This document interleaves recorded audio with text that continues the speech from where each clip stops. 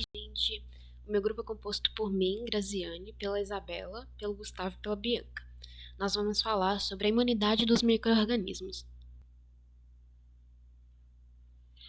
Eu falo aqui a introdução. O sistema imunológico é a parte encarregada de nos proteger contra vírus e bactérias que nos tentam infectar.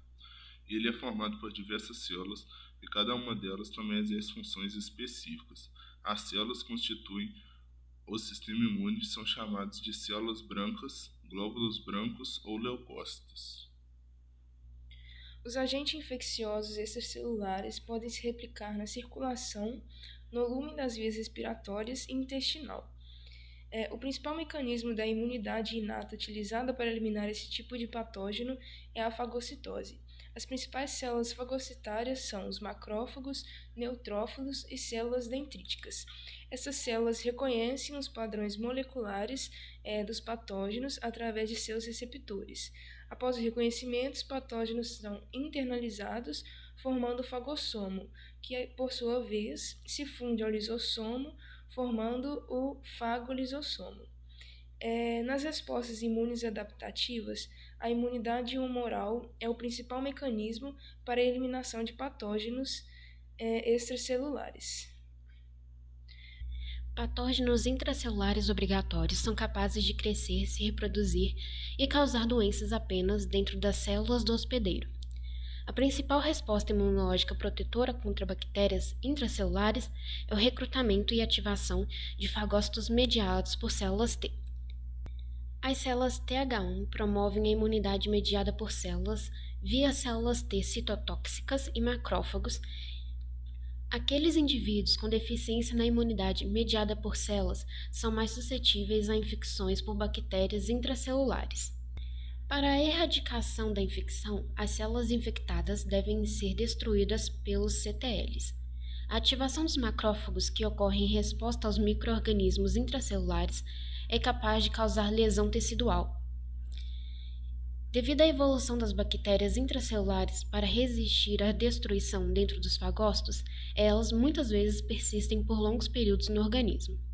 A resistência à eliminação mediada por fagócitos também é a razão pela qual essas bactérias tendem a causar infecções crônicas, que podem durar anos, e muitas são recorrentes após cura aparente e são difíceis de erradicar. Bom, eu vou falar sobre a imunidade contra fungos.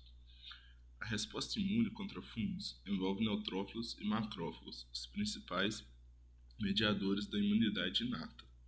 Pacientes com imunodeficiência inata são suscetíveis a infecções por fungos oportunistas. O reconhecimento fúngico pelas células imunes ocorre por meio de receptores TLRS, Toll-like, e do tipo lectina. Os fagócitos produzem inúmeros peptídeos fungicidas, além da liberação clássica de enzimas lisossomais e morte por meio de espécies reativas de oxigênio e nitrogênio. A imunidade celular é o principal mecanismo de imunidade adaptativa contra infecções fúngicas. Muitos fungos extracelulares provocam fortes reações. O principal mecanismo de eliminação do fungo é através da inflamação, portanto, o fungo libera substâncias que inibem a inflamação, inibindo a interneucina 12 e interneucina e FNα, e estimulando a produção de interneucina 10, que é uma citocina anti-inflamatória. Impulsionadas em parte pela ativação de células dendríticas, pela ligação de glucanas fúngicas, a dectina 1 é um receptor para este polissacarídeo fúngico. Algumas infecções fúngicas podem causar doenças mesmo em hospedeiros saudáveis, como micose sistêmica, paracoccidioidomicose, mas, mesmo nesses casos, existem polos de apresentações clínicas, as quais variam em função do padrão de resposta imune celular. Dentro dos leucócitos existem células como os linfócitos, neutrófilos e macrófagos, que atuam no bloqueio e na eliminação de vírus e bactérias. Os linfócitos são os principais produtores de anticorpos, que são formados por substâncias chamadas de imunoglobulinas. Os macrófagos e neutrófilos estão ligados à proteção, mas atuam na parte da resposta celular. ou seja, eles atacam células que já foram infectadas. O sistema de resposta humoral e celular, eles guardam lembranças dos agentes infecciosos que o organismo já teve contato, para que no futuro ele saiba produzir anticorpo se encontrar novamente aquele vírus ou bactéria. O organismo desenvolve vários tipos de anticorpo. Os anticorpos produzidos pelas células são a imunoglobulina G e a imunoglobulina M. As diferenças entre elas são: enquanto a IgM faz o primeiro ataque ao vírus, o IgG atua na memória do organismo.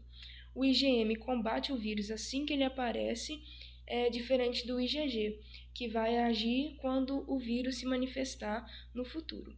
O sistema imune possui respostas diferentes e complexas contra os invasores, sendo a principal delas constituída pelos anticorpos produzidos nos leucócitos e pela capacidade de combater ameaças armazenadas nas células de memória. Então, vou falar sobre a imunidade contra parasitas.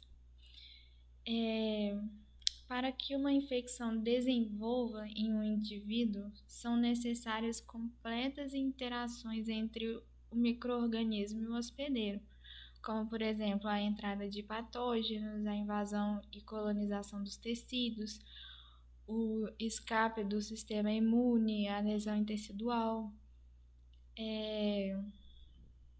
A maioria dessas infecções é crônicas, devido à fraca imunidade inata e à capacidade de os parasitas invadirem ou resistirem à eliminação pela imunidade adaptativa. A principal resposta imunológica inata aos protozoários é a fagocitose. Porém, a maioria desses são resistentes à morte fagocitária. Mas a maioria desses são resistentes à morte fagocítica, replicando-se dentro dos macrófagos. Os eumintos são muito grandes para serem fagocitados, secretados pelos fagócitos. Eumintos e protozoários variam muito suas propriedades estruturais e bioquímicas, por isso induzem a imunidade adaptativa. O principal mecanismo de defesa contra protozoários intracelulares é semelhante à defesa contra bactérias intracelulares. A imunidade mediada por células, particularmente a ativação de macrófagos por citocinas derivadas dos linfócitos T1. E a principal defesa contra esses eumintos é mediada por linfócitos. A principal defesa contra os eumintos é por linfócito T2, resultando na produção de hemoglobina e ativação de eosinófilos. Os eosinófilos produzem enzimas oxidativas e hidrolíticas que são tóxicas para os parasitas. Para que uma infecção desenvolva em um indivíduo, são necessárias completas interações entre o micro-organismo e o hospedeiro, como, por exemplo, a entrada do patógeno, a invasão e colonização dos tecidos, o escape do sistema imune e a lesão tecidual. As infecções são parasitárias, são aquelas causadas por protozoários, como a Trypanosoma cruzi, o Plasmodium, enfim. A imunidade inata tem ação não só por células, mas também através de barreiras físicas, como a pele, que evita a entrada de micro-organismos pela junção das células epiteliais, superfícies das mucosas que liberam mucos, que eles possuem substâncias microbicidas, além de cílios, barreiras químicas como o pH, que dependendo de sua concentração entre ácido e base. A imunidade inata tem ação não só por células, mas também através de barreiras físicas, como a pele, que evita a entrada de micro-organismos pela junção de células epiteliais, superfície das mucosas, que liberam mucos, né, que possuem substâncias microbicidas. Temos barreiras químicas, como o pH, que, dependendo da sua concentração entre ácido e base, conseguem matar o patógeno. E também as barreiras biológicas, que as células do sistema imune, como os anticorpos e citocinas, fazem parte. Alguns dos componentes celulares da imunidade inata são os macrófagos, neutrófilos, eosinófilos, células dendríticas e células natural killer, né, que são as células NK. A resposta adquirida tem uma necessidade de uma ativação, ou seja, entrar em contato com um agente patogênico. Essa ativação ocorre em células chamadas de linfócitos, né, que são as células especializadas.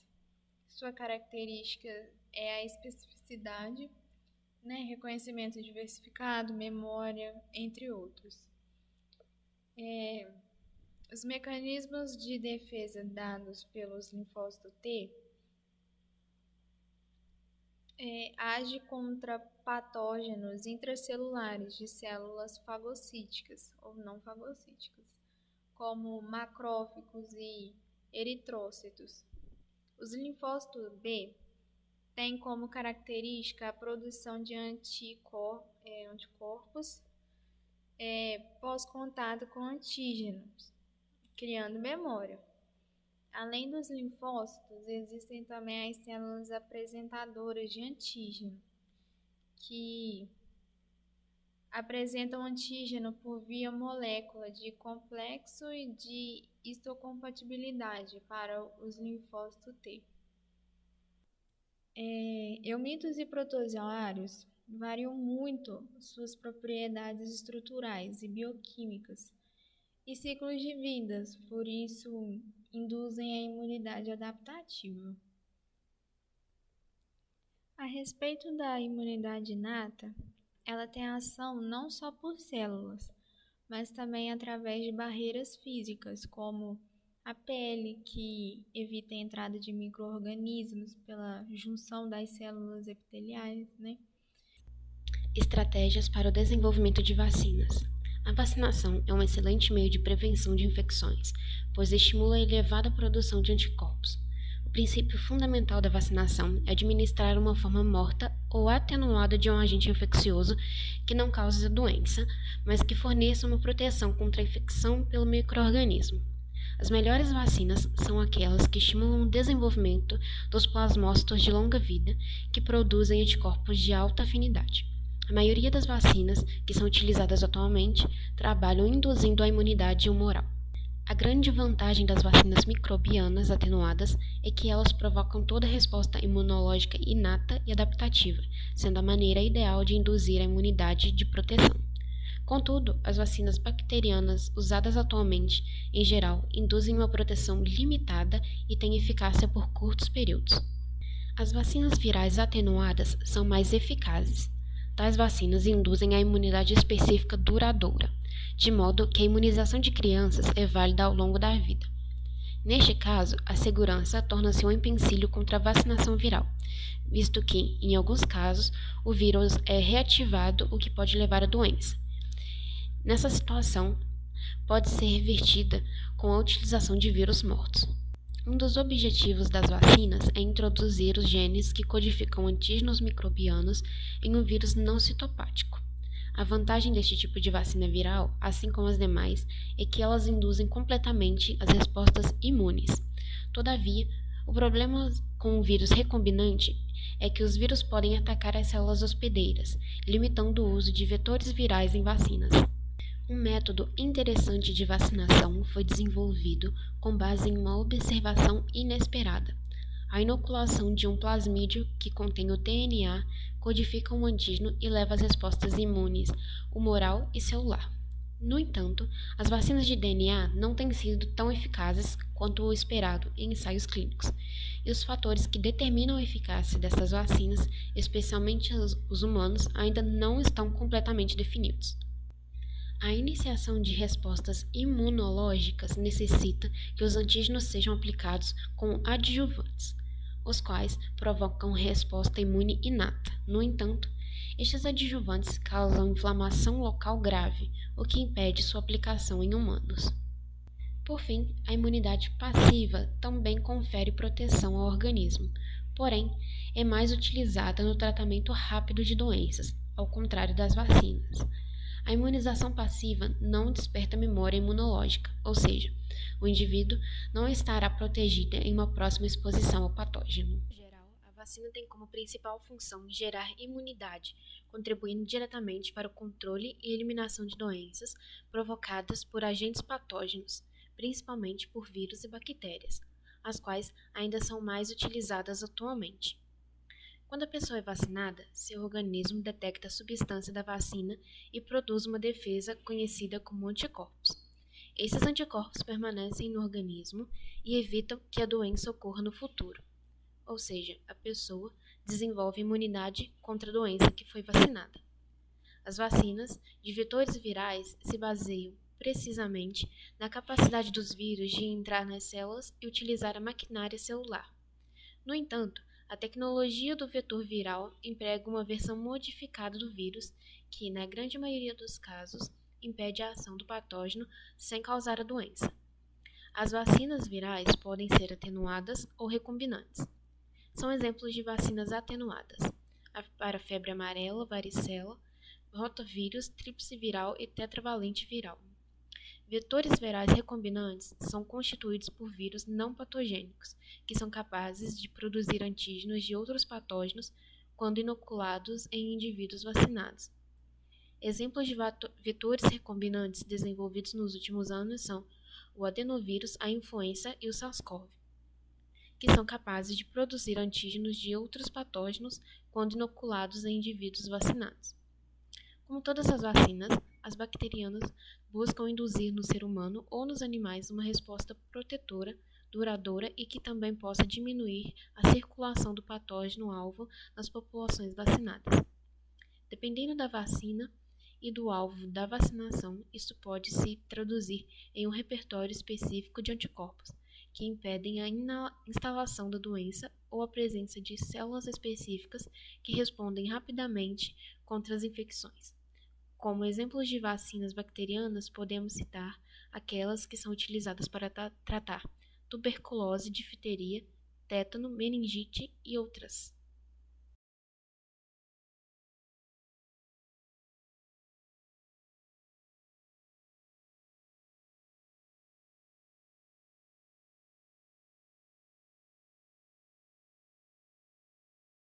Eu vou falar.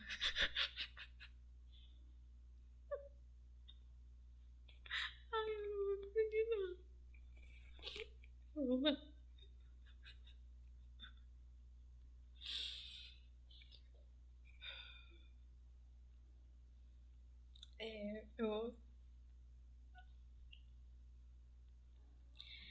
Eu vou falar. Eu vou falar da imunidade contra parasitas. Para que uma infecção desenvolva em um indivíduo, são necessárias completas interações entre o micro-organismo e o hospedeiro, como, por exemplo, a entrada do patógeno, a evasão, que ocorre em resposta aos micro-organismos intracelulares, é capaz de causar lesão tecidual, devido à evolução das bactérias intracelulares para resistir. Que bosta, comecei de novo. Meu Deus. Patógenos intracelulares obrigatórios são capazes de crescer, se reproduzir e causar doenças dentro das células do hospedeiro. A principal resposta imunológica protetora contra bactérias é o recrutamento. Errei de novo. O sistema de resposta humoral e celular ainda pode guardar lembrança dos agentes infecciosos com que o organismo já entrou em contato.